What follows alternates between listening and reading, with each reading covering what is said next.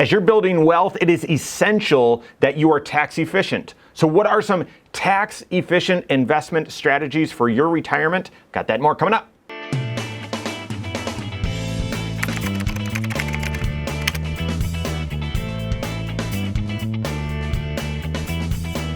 My name is Mike Bernard. I'm the host of the Wise Money Show. I'm also one of the certified financial planners right here at Korhorn Financial Group. Make sure you hit that subscribe button, turn on notifications, and smash that thumbs up button. If, as you're building wealth, if you take 2 steps forward, 1 step back, and then 2 steps forward, 1 step back, and then 2 steps forward, 1 step back, you're just obvious, you're not going to get very far, or you're not going to make as much progress as you think you should be because you're taking steps and then moving back. Well, guys, that's sort of what's happening if you're not tax efficient as you're saving up. If you're not aware of the potential tax consequences as you save, or strategies to save up and build wealth in a more tax efficient way, that's sort of what's happening. I'm saving up some dollars and I give a little bit to Uncle Sam. Saving up some dollars, give it a little bit to Uncle Sam. Saving up some dollars, give it a little bit to Uncle Sam. Well, there's got to be a better way, and there is. I don't like the manipulation that's within the tax code.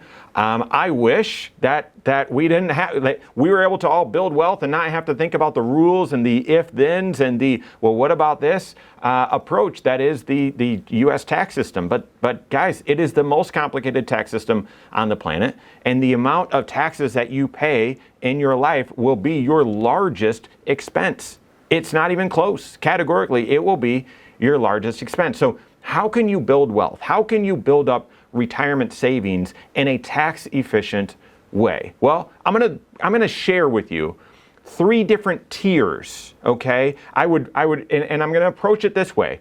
As you're building your tax shelter strategy or your tax efficient investment strategy, make sure first that you're accomplishing and doing everything you can in tier 1. Then, if you've exhausted your opportunities in tier 1, then it's time to move on to tier 2 and explore all of those options. I'm gonna lay these out. Once you have exhausted everything that you can in tier 2, then it's time to move on to tier 3. Don't get them in the wrong order. Don't get them out of order. Exhaust tier 1, then move on to tier 2. Exhaust tier 2, then move on to tier 3. Tax efficient saving strategies, tax efficient investing strategies for your retirement. Tier 1 is exactly what you think it is. It's your 401k, it's your IRA, it's your Roth IRA. So this is your retirement plan through work. 401k, 403b, maybe simple IRA, but then it's also the IRA, the Roth IRA. So when you hear politicians or maybe news outlets talk about how, well, one of the biggest problems is so many people don't have a retirement plan through work. No, I hear that and everything, but everyone has the ability to save into an IRA or a Roth IRA. If you have earned income, you can save into one of those. And so tier 1 is your basic tax shelter strategy. And I mean basic, not like, you should, this is frowned upon, or this isn't that big a deal. No, this is the building blocks. This is the foundation of the pyramid. So you've got to fully leverage and optimize your 401k contributions. Make sure that you're getting the full company match. Many people think that's the maximum. No, that's the minimum that you should be contributing. When we ask folks, hey, how much are you saving towards retirement? If you have a big retirement goal, do you think you're doing enough? And they'll say, I'm doing the max. And we've learned, our CFPs have learned just to wait and see if there's a comment that follows, because so often the comment that follows is, yeah, I'm putting, the maximum amount to get the company match. And no, that's the minimum that you should put in. The maximum amount is set by the IRS every single year. This year in 2024, it's $23,000 that you can contribute. If you're age 50 or older, you can do another $7,500. That's the maximum that you can do if you have a 401k or 403b. Simple IRA is a little bit less, but still a large amount. And then IRA, Roth IRA, they share a contribution limit of $7,000. And if you're age 50 or older, you can do an extra $1,000. So the way to be tax efficient and invest tax efficiently for your retirement is first to fully optimize, fully maximize, exhaust what's available to you in tier 1. Now, you've got a decision to make. It's a financial planning decision. Should you contribute pre-tax or should you contribute Roth?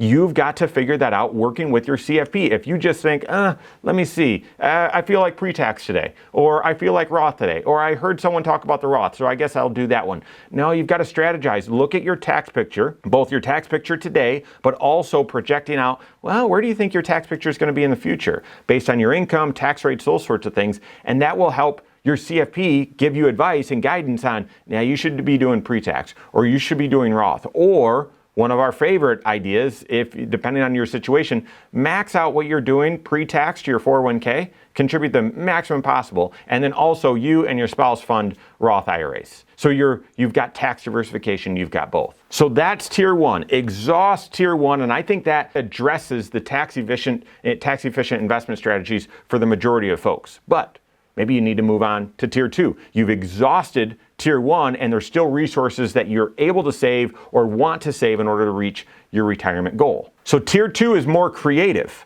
This is leveraging other tax shelters, but in some unique strategies. One is treating your HSA like a retirement account, a health savings account, HSA. This is you're eligible to contribute to it if you have an HSA qualifying high deductible health plan. Your contributions go in pre-tax. All of the investment activity, so interest, dividends, capital gains, it's all sheltered from tax.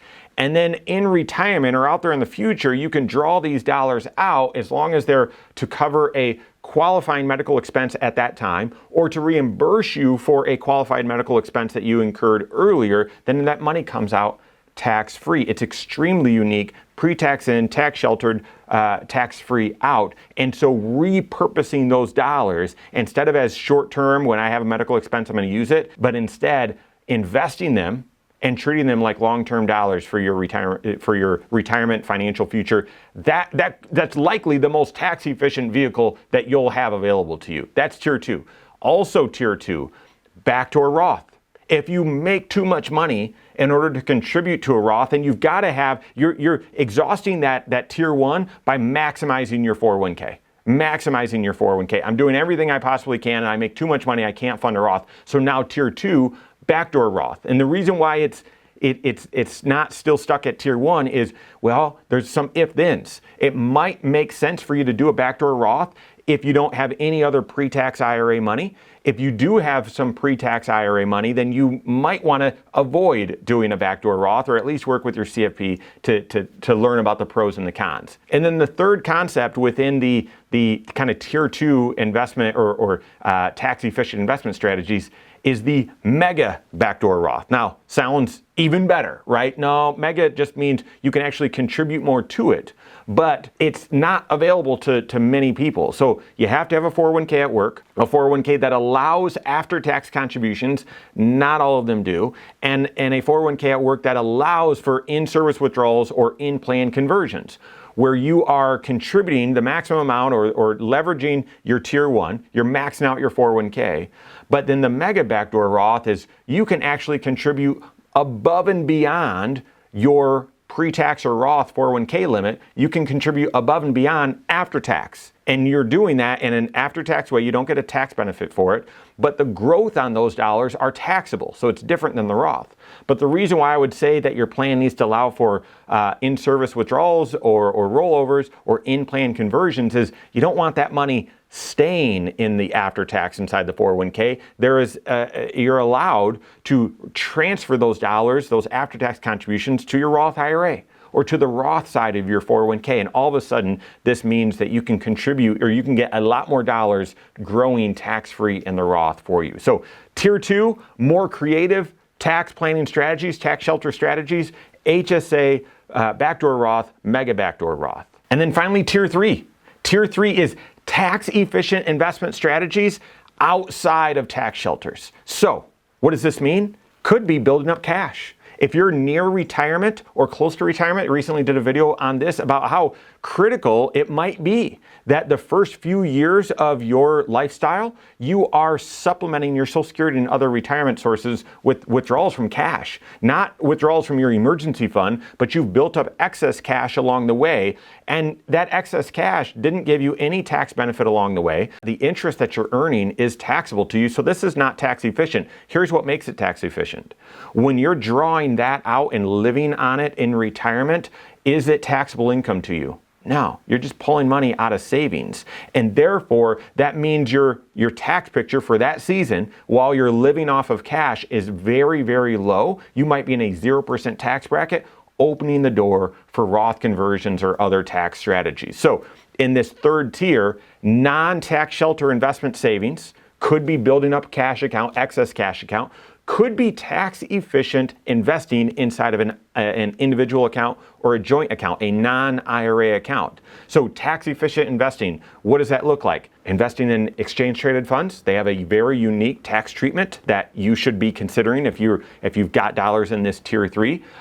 Maybe even direct indexing, custom indexing that allows you to tax loss harvest on an active basis, on an ongoing basis, to help you, in a way, lowers your cost basis, but it allows you to capture some losses on your tax return when your income is high. So looking at, and those are just a handful of the tax efficient investment strategies that are outside of tax shelter. So in an individual account, joint account. So guys, that's not an exhaustive list, but that's how I would view this.